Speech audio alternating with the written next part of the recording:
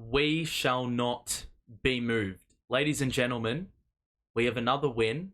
We are probably one of the more informed sides in the Premier League. And ladies and gents, I can safely say that this team can be considered a Premier League team again. We are playing some great team spirited football. Everyone's enjoying it. I mean, it was party time on Merseyside. Everyone was getting G'd up for the win. We were having the crowd say ole every single time we passed the ball. That resulted in our third goal. Anthony Gordon was copping all sorts of shit from the crowd. Gordon, what's the score?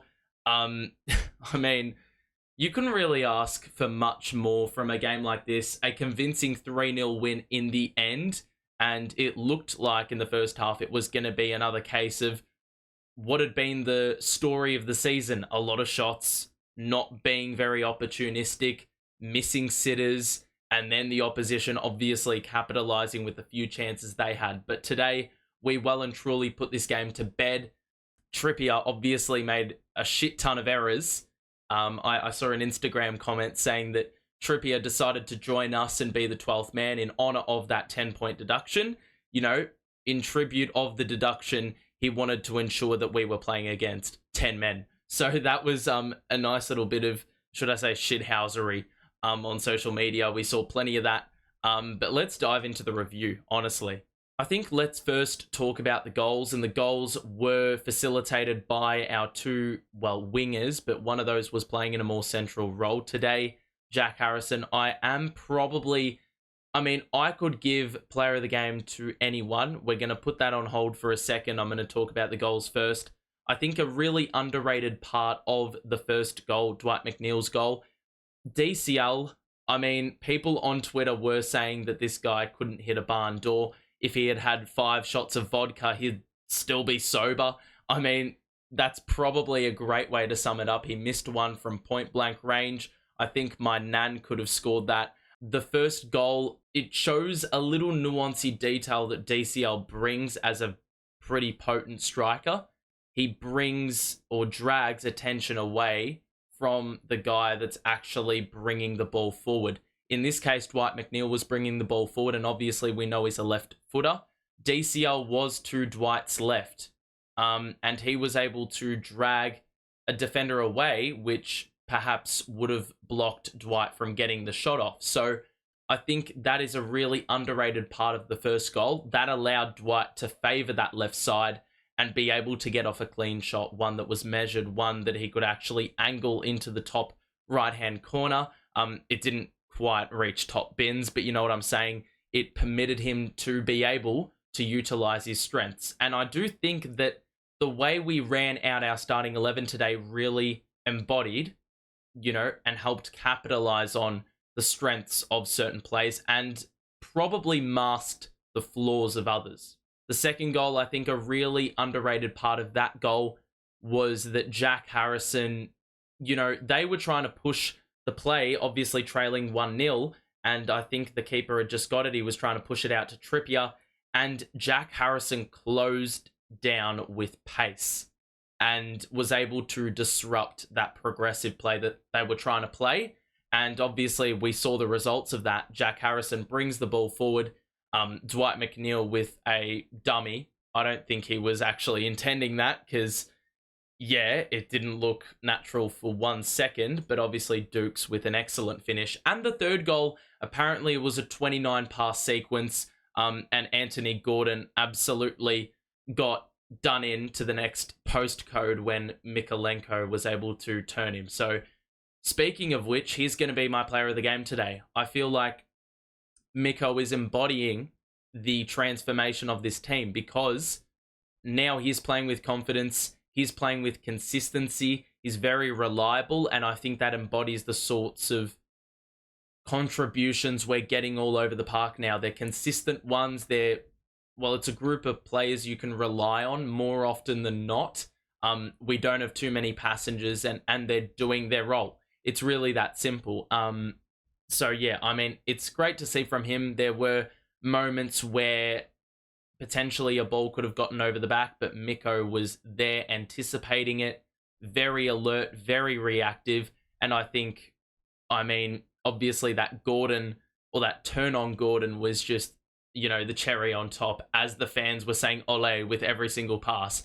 It was a 29 pass move to get the goal. And Beto, obviously a classy finish. Some keepers probably don't let that go through. But that being said, obviously it was a good run because Beto held back enough. It could have been offside, but he did really well to keep that in check and get the goal. So overall, 3 goals that were done in very different ways. But I think the main thing is heart. Heart is the number one thing, the common trait in all those 3 things. The work rate, you know, I think they've done a fair bit of work in training. And obviously the fitness of these players is pretty damn good. I mean, that Jack Harrison closeout on Kieran Trippier as they were trying to bring the play forward, the fact it took like a matter of seconds for Harrison to sprint 20 to 30 yards to close it out and obviously win back possession for our team, then score the goal. I think that really embodies a development in that side of the game as well. Now, let's talk about the team selection because that was a very interesting thing to look at pre-game. You know, no Danjuma selected. Coleman started. Ashley Young went into a more advanced role and Doucouré went back. Harrison went into the middle, so a lot of shuffling around. But I do think that it was actually a really, really good setup for us to be able to capitalize on strengths and ensure that we masked up the weaknesses. As I've mentioned, you talk about Harrison playing in a more centralized role. I think that technical ability that he's got over to Doucouré probably advantages us a little bit more. Doucouré going further back means that he probably has a little bit more margin for error because he's not as clean on the ball. But, you know, if you're further back, you're not really hit with the pressure of having to break down defenses. You sort of have a little bit more space to operate. He can sort of, you know, capitalize on what he's good at, which is tackling and winning back possession and working his ass off and being an engine in the midfield. That was a really good sort of move there. And then Ashley Young going further ahead. I think obviously we've seen him exposed and vulnerable for weeks on end. So him being able to play a bit further forward means that we could sort of, I mean, he probably didn't bring too much attacking threat or attacking nous, but he did have a player behind him. So any shortcomings defensively, he would be covered. And you know, there wouldn't be as much punishment for Ashley Young's mistakes and getting beaten for pace. Because I know for sure that Ashley Young would have been cooked by Anthony Gordon. I think Seamus Coleman did a pretty good job on return. But yeah, that group of players playing in different positions, I actually think brought the best out of these players today. And I think it actually optimized their performance. And now we move on to the Anthony Gordon antics. I mean, apparently this guy had more completed passes to Everton players than Newcastle players. So he talks about keeping us up last season or a couple seasons ago. I mean, he's helping us out a fair bit here by, you know, deciding to hand it over to us more often than not. And then obviously, you know, the fans taunting him. You know, he really didn't get an inch today. I think there were a couple situations where, you know, he could have well and truly scored a goal because his pressure and that pace was a little bit difficult to contain at times. But that was only when the press was enabled.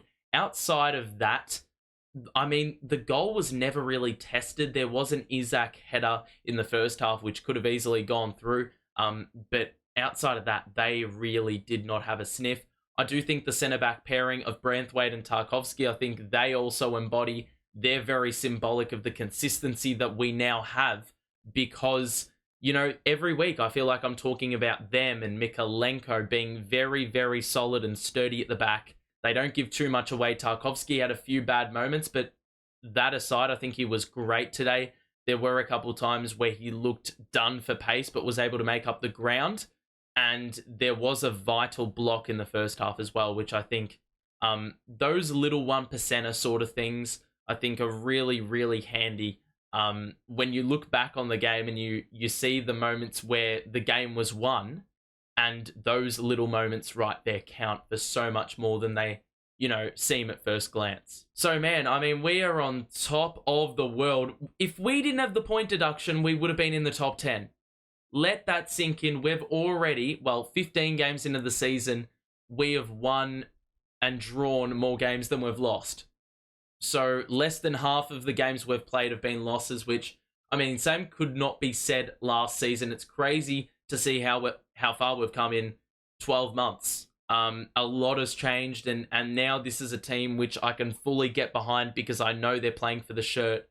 I know they're putting in a shift. I know they're playing with 100% effort, and we're starting to see the results. It's not the prettiest football in the world, but it is getting results. And that is all that matters. It doesn't matter how you do it. Just put the ball in the back of the net. And in the first half, I mean, for sure, we were definitely chewing our nails. We have been in this situation time and time again where we have those chances. We screw up the simplest, the most basic. I think DCL was probably surprised that the ball, was in his lap, 5 yards out from the goal, directly in front. He's not supposed to have that much space in front of the goal.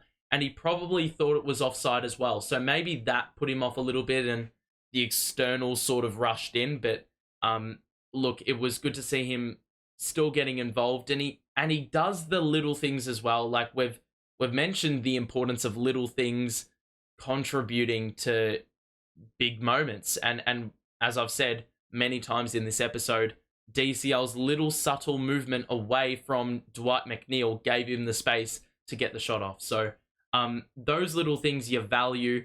I mean, I think this really sums it up. Someone said on Twitter that Ashley Young follows instructions really well, sticks to the shape really well, communicates really well, and works hard. He will play over Danjuma every week because of those things. Just accept it. And I think that sort of embodies what I'm saying. The little things will matter. And those things that, I mean, this guy on Twitter just said, those things are the things that Dyche lives for, and those are the things that I think DCL does so well, even though he doesn't hit the score sheet, at least this season, more often than not. A superb performance by the lads. There's plenty of optimism in the building now.